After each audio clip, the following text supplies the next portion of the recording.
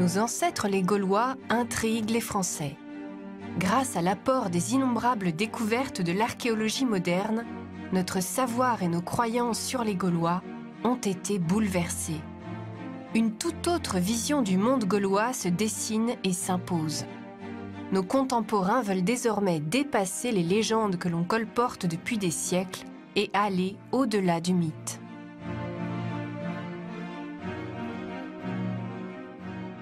Les Égyptiens, les Grecs ou les Romains nous ont légué des constructions monumentales. Rien de tel chez les Gaulois. Ils n'écrivent pas, privilégient la tradition orale, ils croient à une forme de vie après la mort et ne se préoccupent pas de pérenniser leur passage sur Terre. Nous avons affaire à des peuples qui n'ont rien fait pour laisser de traces. Ce vide a été comblé par toute une mythologie véhiculée par l'imagerie populaire, des manuels scolaires jusqu'à Astérix. Ainsi a-t-on réduit les Gaulois à des barbares vivant au fond des bois, dans des sortes de huttes circulaires.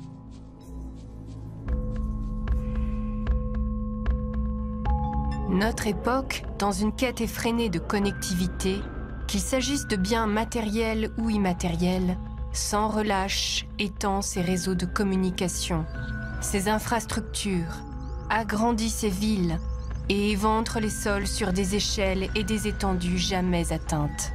Elle bouleverse l'ordre et les souvenirs immémoriaux des siècles figés par la terre. Libérées, des voix remontent des profondeurs du passé. L'archéologie s'est donné pour mission de les écouter.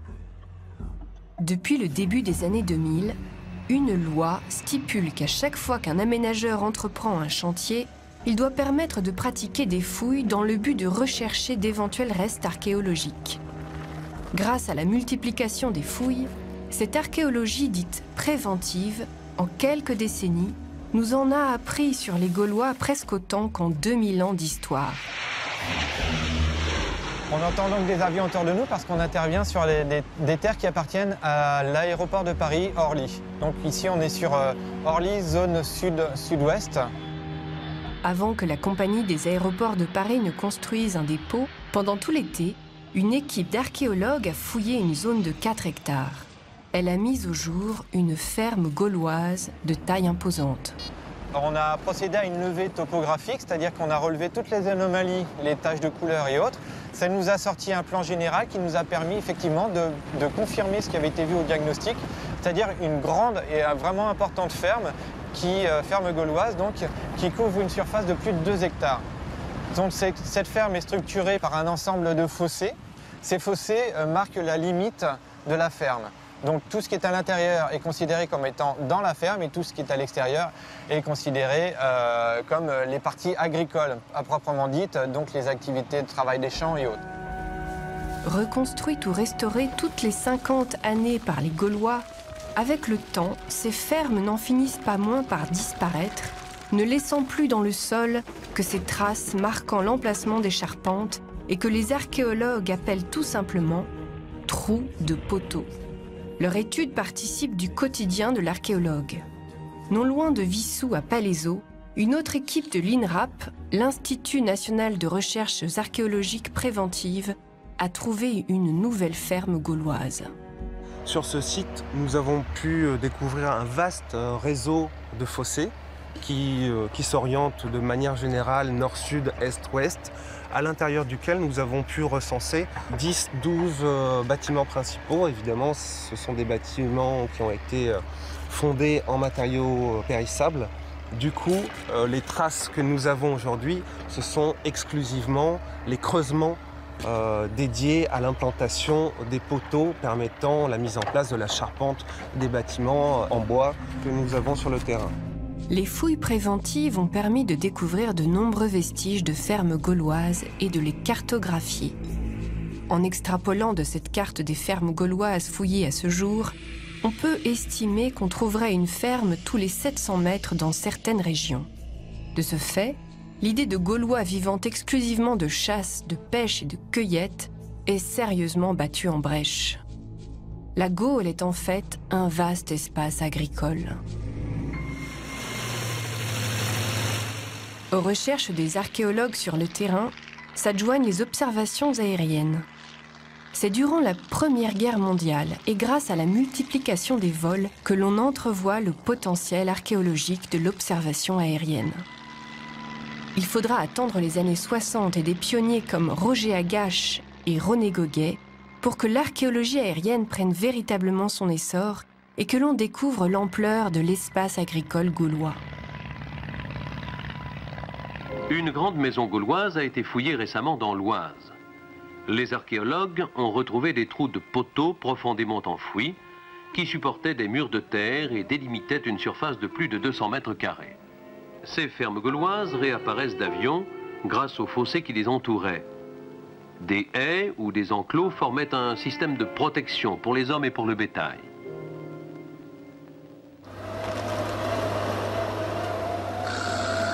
Pour les archéologues contemporains, l'endroit qui livre le plus de secrets, le dépositaire des richesses enfouies, se situe dans les poubelles. Ce sont dans les fosses et les fossés des fermes, là où les Gaulois se débarrassaient des déchets domestiques, que l'on trouve beaucoup des indices et des éléments concrets qui révèlent le mieux la réalité de la vie quotidienne gauloise. Alors là, vous voyez, on est dans l'un des fossés, justement. Les fossés sont très importants pour l'archéologue parce qu'ils nous permettent de retrouver les traces de la vie du Gaulois. Et donc, ici, avec ces restes de cheval et de bœuf, on a une parfaite démonstration de l'activité d'élevage des Gaulois à cette époque-là.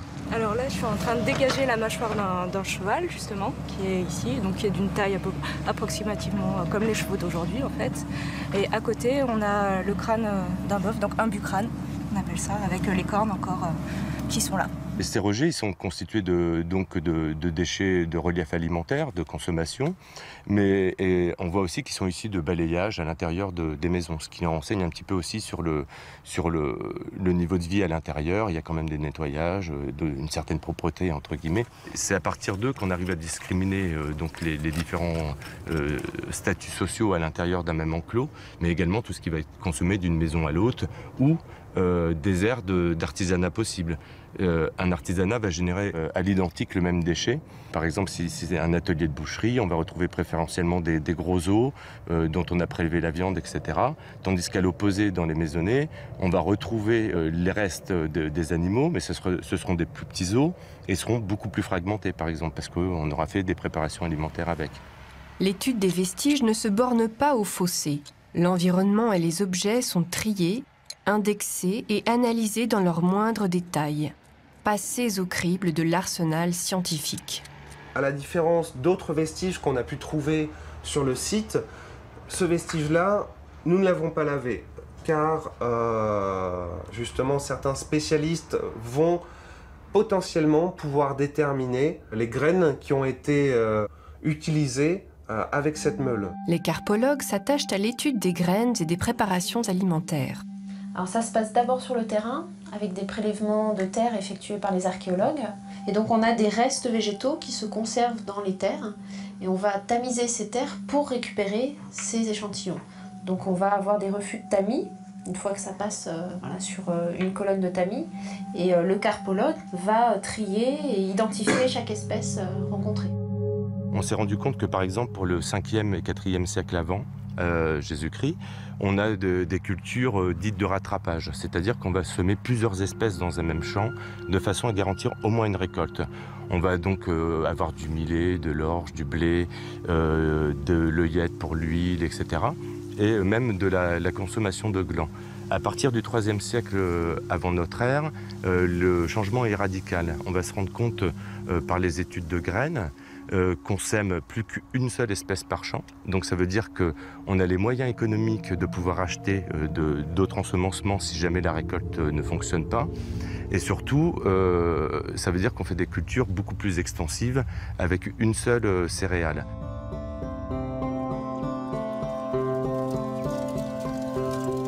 Le champ d'investigation des archéologues ne se borne pas à des fouilles ou de l'analyse d'objets. Il s'étend à des expériences de reconstitution qui permettent de vérifier certaines hypothèses. Ici, voici une tentative d'expérimentation culinaire. Les Gaulois apparemment mangent beaucoup de céréales et de légumineuses. Ça a l'air d'être les plats énergétiques de base. Les Gaulois semblent manger beaucoup de viande. La faune chassée représente moins de 10% des vestiges des ossements qu'ils retrouvent. Donc ça veut dire qu'on mange des produits de la ferme, des produits de l'élevage. Et à l'intérieur de la chasse, le sanglier est pratiquement inexistant. Il est 1% de la partie chassée. La ferme gauloise est composée de chèvres, de moutons, de vaches. Enfin, vache, veau, bœuf, taureau. Et on a la basse-cour. Alors, la basse-cour de la gauloise, la poule, l'oie, le canard. La première image du Gaulois forgé au XIXe siècle, de toute pièce pour autant dire, c'est celle du Gaulois vivant au fond des bois, dans la forêt. C'est une image qui a déjà été forgée dans l'Antiquité par certains auteurs, grecs ou latins. Une image évidemment très primitive de peuples qui ne connaissent pas la civilisation, qui ne connaissent pas les villes, qui ne connaissent pas l'agriculture. Et cette image était bien commode, parce qu'elle permettait de brosser le tableau d'un peuple certes primitif, fruste, aux mœurs rudes, mais courageux, résistant à l'envahisseur, et surtout un peuple qui n'a pas été touché, corrompu par la civilisation des villes et ses vices. On a réinventé l'époque des Gaulois au 19e, bon, basé bien sûr sur des textes antiques, mais uniquement du point de vue des Romains et des Grecs. Les commentateurs ou les chroniqueurs grecs et romains nommaient les Gaulois barbares, mais ce terme qualifiait tous les peuples qui n'appartenaient pas à leur civilisation.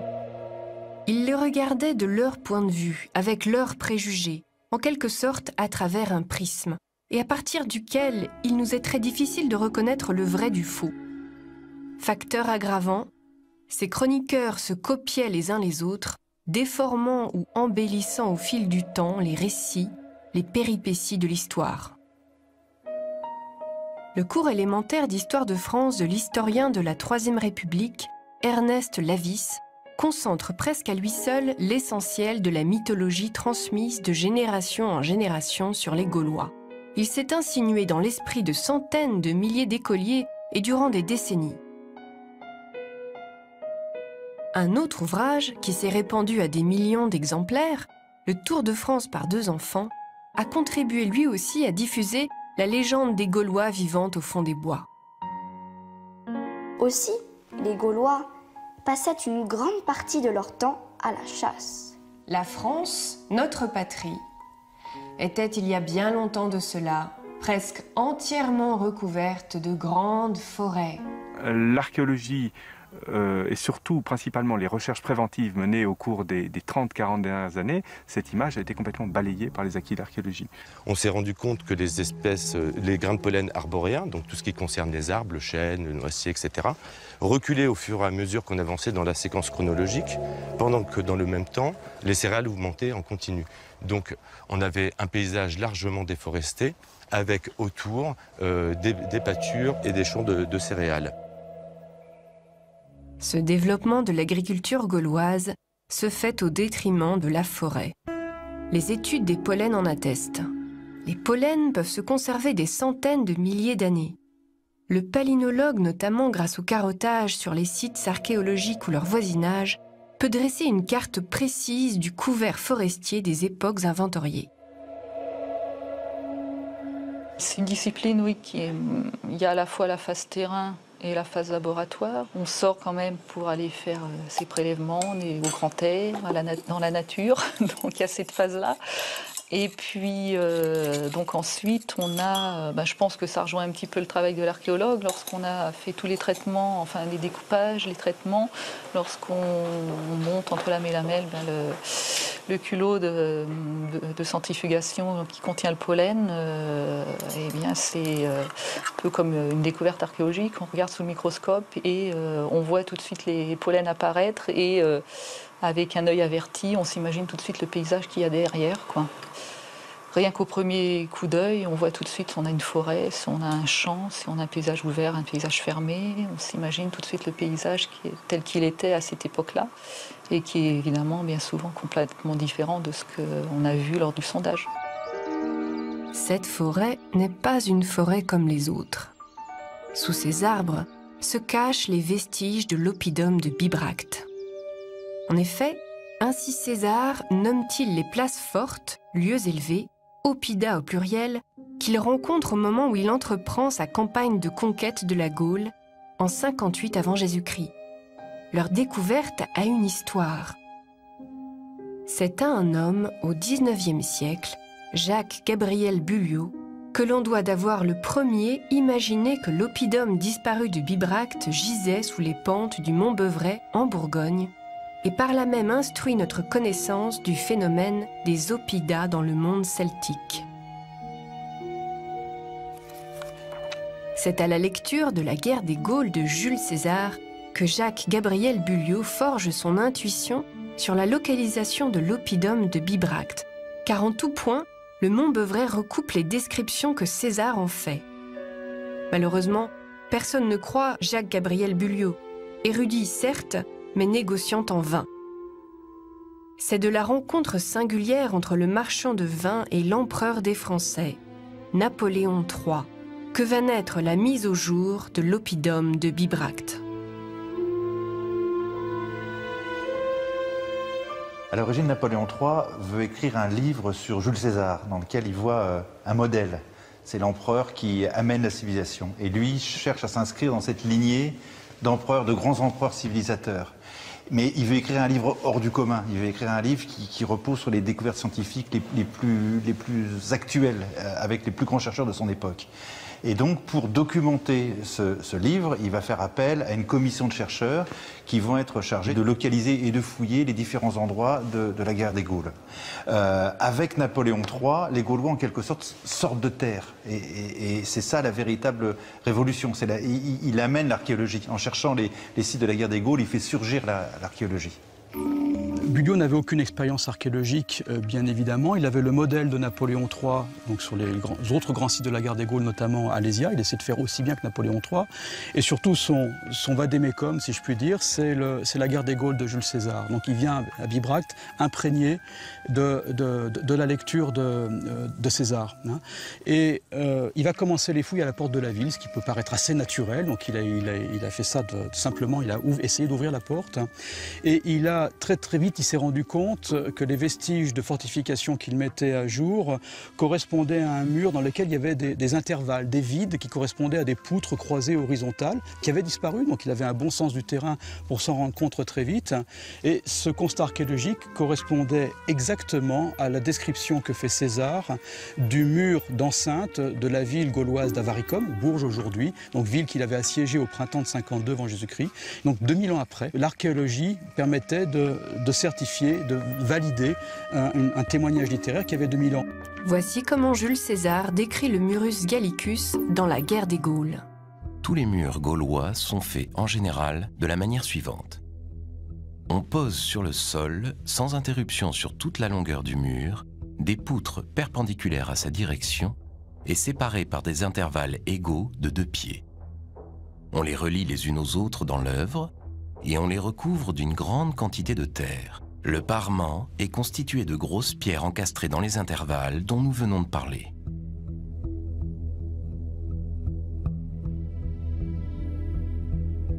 Donc, une fois que le mur a pourri, 2000 ans après, à la place de ces poutres, on va trouver un vide. Hein. C'est comme ça qu'on va pouvoir identifier la localisation des bois. Donc, on a des poutres perpendiculaires au parement et puis plusieurs rangées de poutres parallèles qui sont en arrière.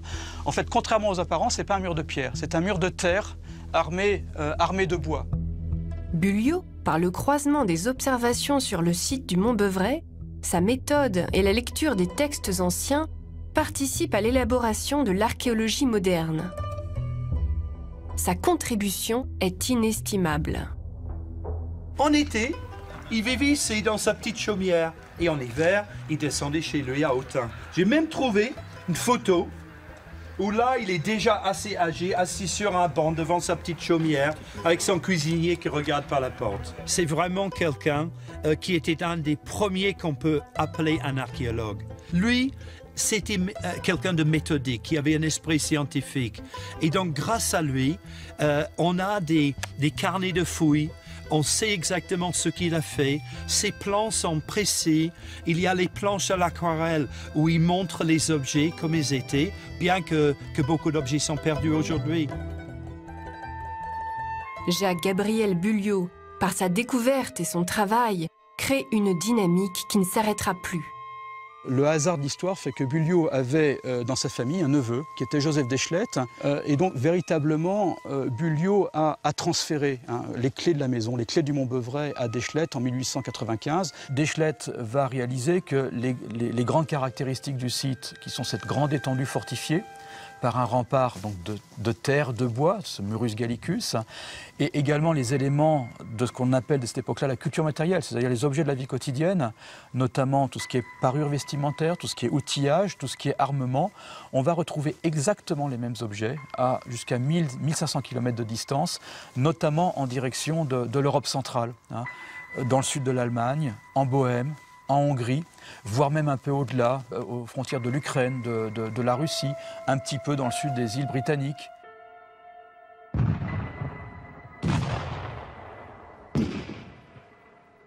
Mais la Grande Guerre va interrompre brutalement ses recherches. D'Eschlette, comme Alain Fournier, auteur du Grand Maulne, seront parmi les premiers à être fauchés. Les travaux de fouilles sont arrêtés et Bibracte retourne dans l'oubli. Voilà, ici le sommet du Mont-Beuvray, c'est quasiment le sommet de la Bourgogne, c'est pas de la haute montagne, 820 mètres. Voilà, au cœur de l'oppidum de Bibracte, donc je rappelle l'oppidum de Bibracte, deux remparts concentriques, le rempart vert qui fait 7 km, le rempart rouge qui fait un peu plus de 5 km. Le rempart rouge, on est ici actuellement, le rempart rouge est juste derrière moi. Donc ici, à portée de vue, les Éduins pouvaient apprécier les confins des territoires des peuples limitrophes, notamment les Arvernes, derrière moi, là, donc, dont on voit très bien le centre du territoire arverne, qui est le Puy-de-Dôme. Donc voilà, les ennemis de toujours, pour autant qu'on puisse le savoir, les ennemis héréditaires, Arvernes et Éduins, qui se faisaient face dans cette direction, pour en dire autant avec les Bituriges, avec les Sénons, avec les Lingons, avec les Séquanes. On voit très bien du haut du Mont-Beuvray les confins de tous ces territoires. Donc la Gaule centrale de César, la Gaule celtique de César, elle se dévoile parfaitement depuis le sommet du Mont-Beuvray. La Gaule, à proprement parler, n'existe pas, sauf sous la plume de Jules César. C'est un ensemble celtique de tribus de taille et de puissance inégales qui, entre les 5e et 1er siècles avant Jésus-Christ, s'allient et s'opposent sur un vaste territoire. Il y a une centaine de peuples, ou ce qu'on peut appeler de tribus gauloises en Gaule au moment de la conquête romaine. Et toutes ne sont pas équivalentes, il y a des blocs plus importants. En fait, ce territoire est occupé par des peuples de cultures différentes, de langues différentes et d'institutions différentes. Il y a 3 grands blocs. Il y a un bloc, le bloc des Aquitains, dans le sud-ouest actuel de la France, le bloc celtique, qui est le centre de la France, l'Auvergne, le centre de la France actuelle, et puis ce qu'on appelle les Belges, qui sont plutôt au nord de la Marne. Et en fait, ce que fait César, il invente l'idée que ce territoire-là correspond à un ensemble homogène de peuples, qui sont les Gaulois. Et cette idée-là, elle sert aussi la conquête, parce que ça sert aussi à montrer aux Romains, parce que c'est à eux qui s'adressent, que les territoires qu'il a conquis sont homogènes et donc ils sont facilement romanisables, et on pourra facilement les incorporer comme des nouvelles provinces, comme une nouvelle province à l'Empire romain. À Bibracte, capitale des Éduins, chaque année, des équipes de jeunes archéologues viennent poursuivre les recherches entreprises au XIXe siècle par Bulliot et d'Eschlette et progressent dans la connaissance du site et plus généralement du phénomène des oppidas. On voit à Bibracte des quantités absolument incroyables de tessons d'amphores qui montrent que la richesse d'un vaste territoire se regroupait ici et était dépensée ici. Donc on est vraiment un lieu de concentration de richesse. On a des centaines d'ateliers qui produisent des objets à forte valeur ajoutée. On frappe de la monnaie, on fabrique des épées, on fabrique des chars, on fabrique de la vaisselle métallique. Et tout ça, des ateliers qui sont les uns à côté des autres. Et on ne fabrique pas seulement pour la population de l'oppidum, mais les volumes de production sont tels que très visiblement, on travaille pour un marché au moins régional. Les oppidas marquent l'apogée de l'ère gauloise entre le 2e et le 1er siècle avant Jésus-Christ. Voici une animation de l'implantation de l'habitat sur l'oppidum de Bibracte au cours du temps. C'est à Bibracte que Jules César, après sa victoire à Alésia, établit ses quartiers d'hiver et finalise la rédaction de sa guerre des Gaules. Un autre chantier archéologique gaulois actuel, des plus importants, est rouvert tous les ans à Coran. L'oppidum de Coran, qui a été fondé entre les années 150 et 130 avant notre ère, occupe un grand plateau basaltique, qui au départ était un volcan. Le cratère d'éruption se trouve ici à l'arrière-plan d'Afouille. Et ce volcan, donc, par ses coulées de lave, a créé ce plateau d'environ 60 hectares sur lequel les populations se sont installées très tôt, dès le néolithique moyen. Pourquoi? Parce qu'il surplombe un cours d'eau, l'Allier, qui est une sorte d'autoroute par laquelle transitent beaucoup de marchandises en provenance du sud, de Méditerranée, et ceci très tôt.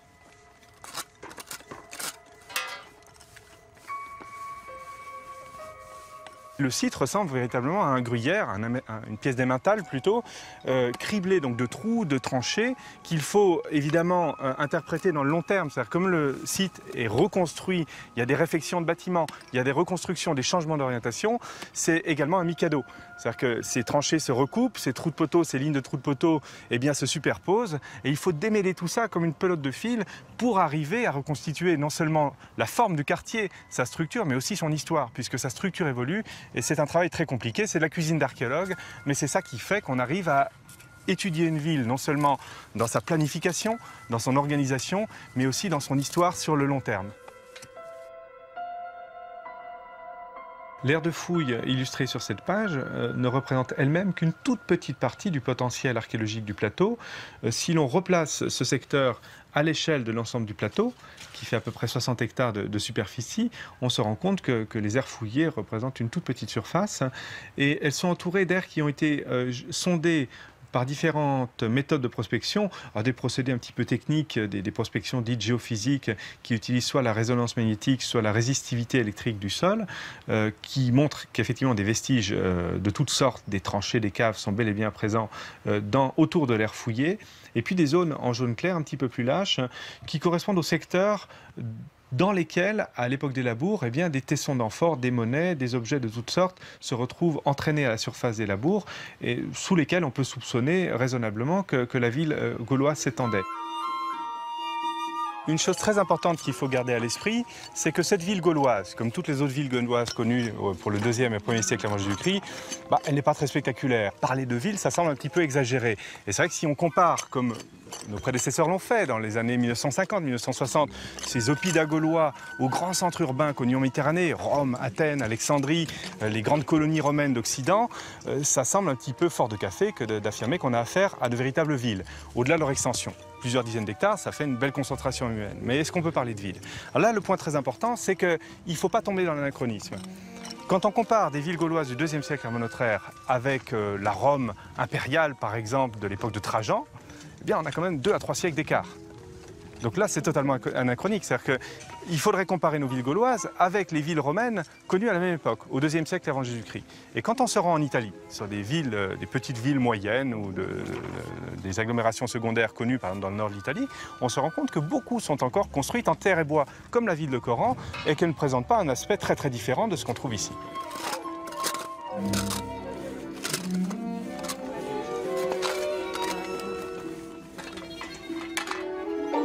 Toute cette activité entre les tribus gauloises, tous ces oppidas, sous-entendent l'existence d'un réseau de liens de communication.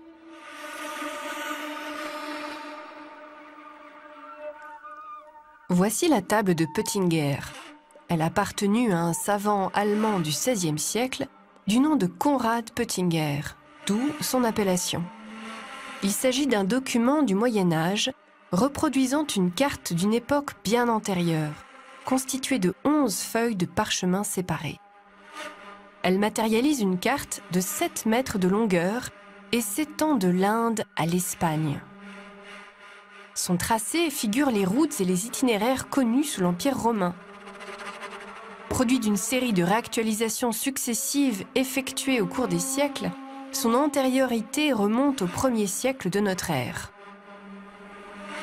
La valeur de ce document réside dans le fait que son tracé fait apparaître et cohabiter non seulement des unités de mesure romaines, mais encore gauloises, Et ceci atteste très vraisemblablement de la présence de routes gauloises avant la conquête.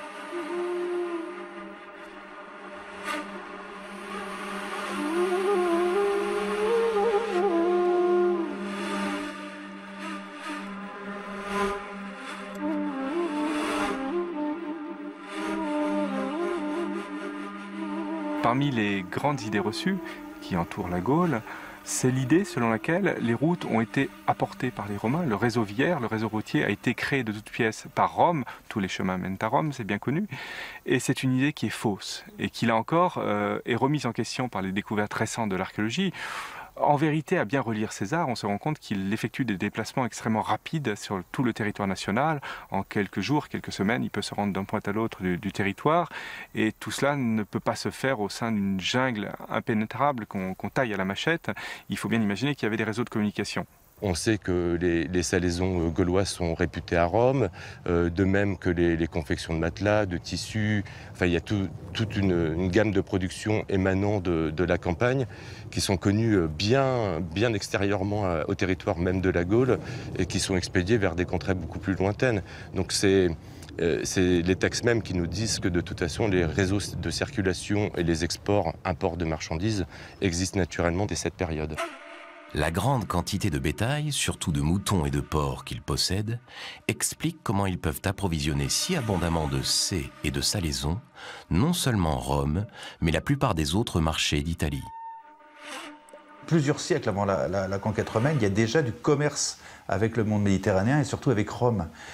Parce que ce qui est très important à souligner, c'est que la Gaule, et toujours la France aujourd'hui, est traversée par un couloir très important qui est celui de la vallée du Rhône.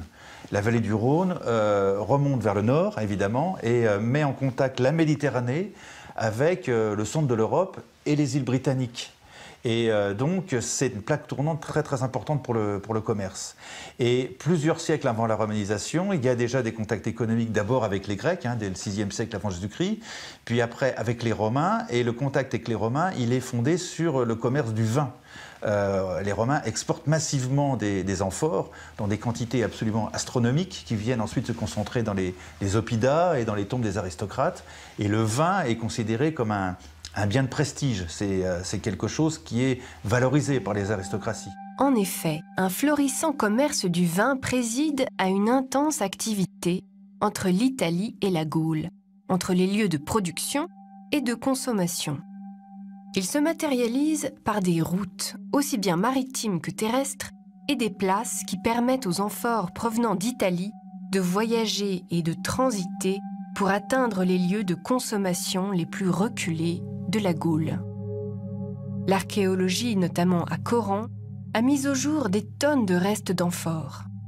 Si l'on calcule bien, en l'espace d'une dizaine d'années de fouilles, ce sont environ 60 tonnes de tessons d'amphores, soit plusieurs dizaines de milliers de récipients qui ont été mis au jour sur les 2 hectares actuellement explorés. Si on extrapole aux 50 hectares occupés sur l'ensemble du plateau, qui livrent tous des tessons d'amphores à l'époque des labours, on obtient des quantités considérables de vin, des milliers d'hectolitres, consommés là en l'espace d'à peu près un siècle.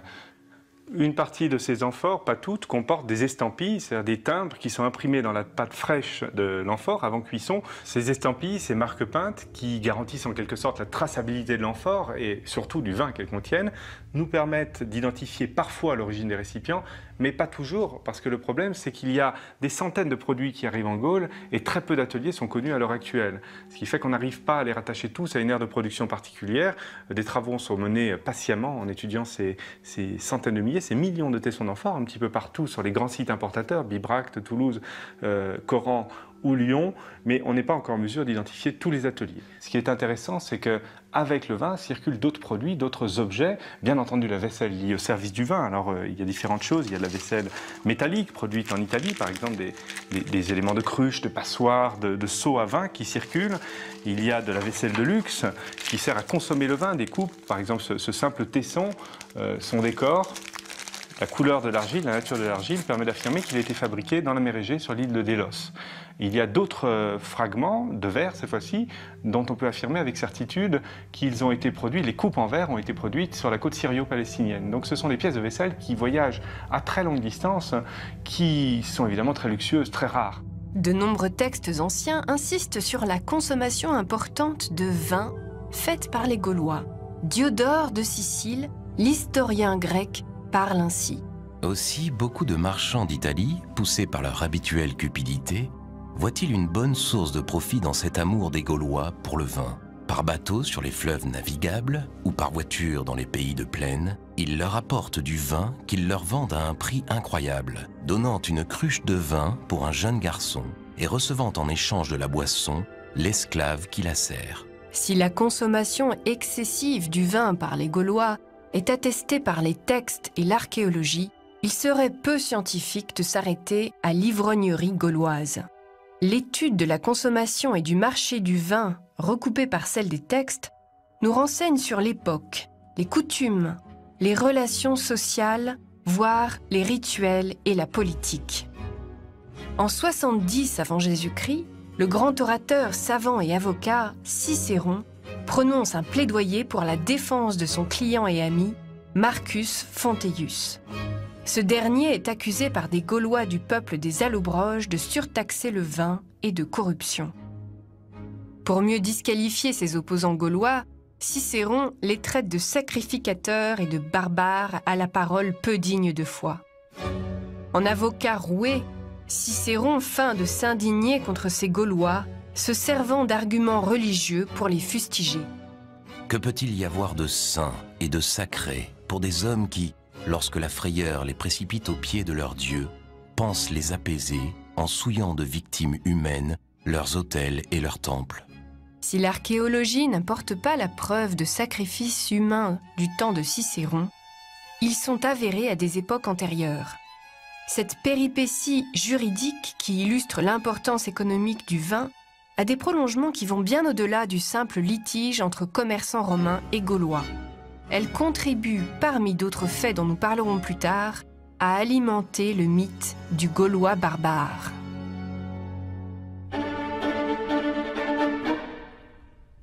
Avec le vin, un autre marqueur pour l'archéologue atteste de la vitalité et de la dynamique des échanges entre la Gaule et le reste du monde de l'époque. Les monnaies. Leur apparition en Gaule est tardive. Elle date du IIIe siècle avant Jésus-Christ. Ce sont d'abord les mercenaires gaulois embauchés dans les guerres lointaines qui les introduisent. Le monnayage se développe ensuite du sud vers le nord, où chaque peuple gaulois aura à cœur de frapper sa propre monnaie.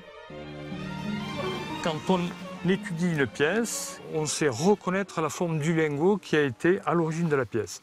Parce que c'est la forme du lingot qui va donner ou une forme quadrangulaire, ou ce que certains ont appelé une pièce romanisée, beaucoup plus ronde, beaucoup plus en accord avec ce qu'on connaît de nos pièces. La découpe se faisait au burin. Alors là, on pourrait dire, oui, comment le sait-on? Eh bien, tout simplement parce que quand on retrouve une pièce qui a été découpée au burin, le simple fait de la découper au burin va écrouir le métal du côté du cisaillement. Ce qui fait que même à la frappe, eh bien, sur les côtés qui ont été contris, qui ont été abîmés, où là les atomes ont été serrés, bien, quand on va frapper la frappe, le côté rectiligne du burin va quand même être conservé. Ce sont des milliers de pièces qui sont ainsi frappées. Le tout, c'est qu'ils portent la marque. La marque, ça va distinguer le peuple. Donc, avec un seul petit morceau eh bien, du dessin, on va reconnaître quel est le peuple qui a frappé cette monnaie. Et là, en deux coups, à l'origine, la frappe se fait à chaud. Il s'agit de l'argent. Donc, il faut faire ce qu'on appelle un recuit. On tient au chaud le flanc jusqu'au moment où l'ouvrier, l'arpète, comme on dit, va le présenter au frappeur. Et là, voilà, on tient une petite pièce. Le problème sur les monnaies, c'est que souvent la terre est plus dure que le métal. Donc, c'est un cavalier avec un, comment dirais-je, avec un manteau et une lance. C'est un lancier, hein, et qui galope à droite. Et de l'autre côté, vous avez une tête casquée. Et au niveau de la tête casquée, c'est visiblement un type, c'est ce type-là avec le col strié. En revanche, la légende est torchant. C'est pour ça qu'on n'est pas très sûr. Il Il y a des dizaines de monnaies de ce type dans la vallée du Rhône. C'est une série qui a duré très longtemps, avec une chronologie assez fine et une imitation très forte des monnaies romaines ou dioscures. Sur le site de l'oppidum Mediolanum, aujourd'hui Châteaumeillan, fief de la tribu des Bituriges et situé au sud de leur territoire, au carrefour de nombreuses routes, ce qui lui confère un statut d'oppidum de frontière, les chercheurs ont trouvé des grandes quantités d'amphores et des monnaies de valeur très variables, et notamment des potins, monnaies communes, coulées et non frappées. Alors, ce qu'on y trouve, c'est d'une part, en effet, des monnaies de relativement faible valeur. Alors ça, on ne sait pas très bien à quoi elles servent, mais c'est vrai qu'on les retrouve sur tous les oppidas. Ce sont les fameux potins, donc on en a un certain nombre d'exemples ici, qui sont des monnaies qui peuvent aller très loin. Là, j'ai sélectionné des potins au tricelle, et celle-ci, elle est quand même particulièrement intéressante parce qu'on la trouve justement dans la région ici, et on la trouve aussi jusqu'en Tchécoslovaquie. Alors, qu'est-ce que ce potin qui n'a pas de valeur en soi fait encore du côté de Zavist et à l'autre bout de l'Europe celtique? Ça, c'est une des questions qu'on se pose. On n'a pas la réponse, mais c'est vrai que cette monnaie-là, par exemple, on la trouve ici à Châteaumeillan, et on la trouve aussi dans les 2-3 grands sites qui ont été fouillés récemment d'Oppida, récemment, depuis une trentaine d'années, chez nos amis tchèques. Au cours du IIe siècle avant Jésus-Christ, la monnaie voit son importance augmenter à un point tel qu'aux alentours de -120, certains peuples gaulois modifient leur système monétaire. Il se passe au milieu du second un certain nombre d'événements historiques importants. Il y a Rome qui prend de plus en plus d'importance, il y a Marseille qui est plus ou moins indépendant, qui est très très lié à Rome depuis déjà un certain temps, et parallèlement, c'est la grande période où Rome signe toute une série de traités d'alliance et de conventions avec les Éduins, les Lingons, les Séquanes, c'est-à-dire tous ces peuples du centre-est, qui montrent l'importance des relations politiques d'abord, et évidemment derrière commerciales, parce que tout ça c'est un peu lié quand même, rien ne change. Et à cette époque-là, comme par hasard, on voit apparaître une monnaie très particulière, qui est ce qu'on appelle le denier gaulois, qui est en fait une monnaie qui est frappée dans cette zone Éduin, Lingon, Séquane, avec différentes émissions spécifiques à chacun de ces peuples, mais qui ont toutes pour spécificité d'être une tête casquée avec une croix derrière la tête. Donc ça, c'est très important, parce qu'on voit l'apparition d'un nouveau type, probablement pour des raisons politiques, mais qui va donner lieu à toute l'organisation de la monnaie dans cette région, calquée sur un demi-denier romain, qui en plus vaut, hasard ou nécessité, le poids de la drachme légère de Marseille à la même époque. Cet alignement monétaire avec des monnaies romaines et grecques répond aussi à des intérêts militaires. À Bassines, en Moselle, une fouille de l'INRAP a permis la découverte en 2010 d'un trésor exceptionnel. Un dépôt de plus de 1000 monnaies gauloises de provenances diverses, valant un demi-denier romain, émise juste après la conquête et qui aurait pu servir à un grand chef allié des Romains à payer ses troupes. On sait que pendant la guerre des Gaules, César s'est appuyé sur une partie des élites gauloises dont les troupes devaient, bien entendu, être payées dans une monnaie facilement convertible.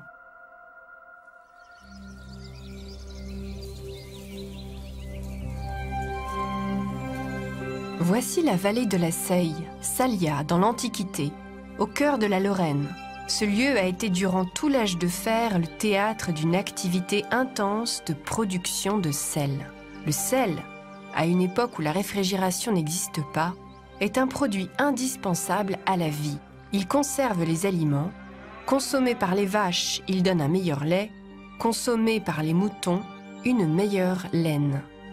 Le sel constitue une richesse, une monnaie. Située sur les bords de la Seille, entourée de marécages, la ville de Marsal est assise sur d'importants gisements de sel.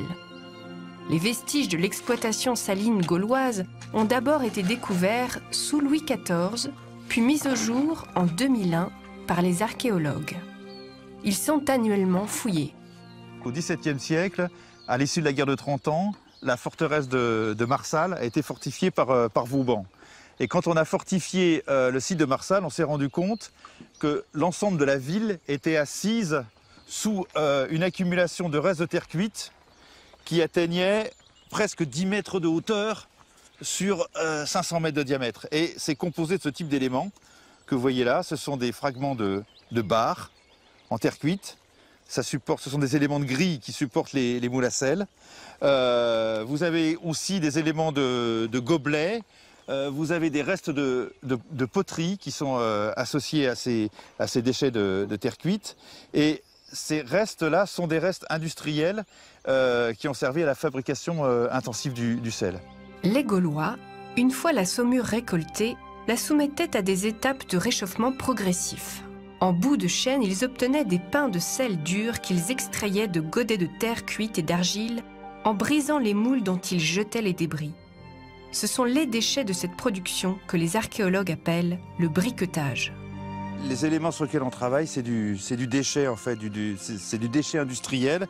Et encore aujourd'hui, c'est des restes dont on peut rien faire en particulier.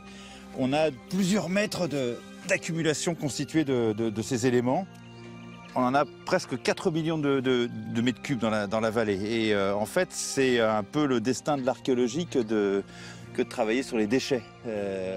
On n'exhume pas ici des tombes avec du mobilier exceptionnel, on travaille sur du déchet industriel et c'est ça qui nous apporte de l'information en fait. Le toit du sel, c'est-à-dire le sommet de la couche de sel gemme, n'est qu'à 60 à 80 mètres de profondeur. Donc l'eau de surface s'infiltre dans le sous-sol et remonte sous la forme de sources salées qui parsèment toute la vallée autour de nous. Or ici, on se trouve à l'intérieur des terres, on est à 400 km des côtes et le fait que le sel sorte naturellement du sous-sol, c'est une ressource inespérée. C'est ce qui fait que dans l'Antiquité, on appelait le sel l'or blanc. C'est une ressource essentielle à la vie. Alors, ce qu'on observe aussi, c'est que la technique de production, elle évolue. Au début, lorsqu'on utilise du combustible d'espèces forestières pour faire chauffer l'eau salée. Et à partir du VIe siècle, en fait, la chaleur n'est plus utilisée que pour produire les pains de sel.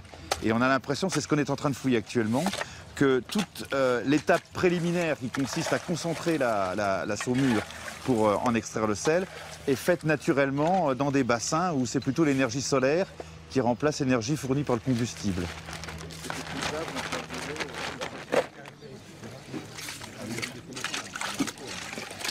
Alors les recherches qu'on a menées ici montrent que en fait, l'activité de production du sel, c'est fondamentalement une activité saisonnière. Et c'est le cas aussi, on a des exemples aux périodes historiques. C'est quelque chose qui se fait plutôt en période de printemps-été, quand il fait chaud et quand il y a du vent. Deux éléments qui sont favorables à l'évaporation de l'eau et donc à la concentration du sel dans la saumure. Les collectivités qui travaillent ici sont des gens très très particuliers parce que ce sont des sauniers, donc des gens qui produisent du sel, mais également durant la période où on ne travaille pas, durant l'hiver, ce sont des artisans. Et les productions qui sortent des ateliers de fabrication du sel, ce sont des productions d'objets de luxe. Donc c'est toute l'image inversée du prolétariat. Ce n'est pas des ouvriers du tout, c'est des gens relativement riches qui occupent les niveaux supérieurs de la société. Pour qu'un pouvoir puisse se construire, il a besoin de se reposer sur des types de gens qui ne travaillent pas, en quelque sorte, et qui sont au service du pouvoir, et en particulier les soldats et les militaires. Quand on a la chance d'avoir une ressource qu'on exploite sous son contrôle et qui est quelque chose qui est vital pour des bassins de population qui dépassent l'échelle de la région, à ce moment-là, ça permet d'avoir des ressources extraordinaires qui donnent la possibilité de développer justement, d'employer des mercenaires, d'employer des gens qui vont construire des fortifications et qui vont permettre de pousser la concentration sociale, le pouvoir à un niveau supérieur. Et ça, c'est quelque chose d'universel parce que on voit que le sel a un lien direct dans le développement des premiers royaumes et des premiers empires.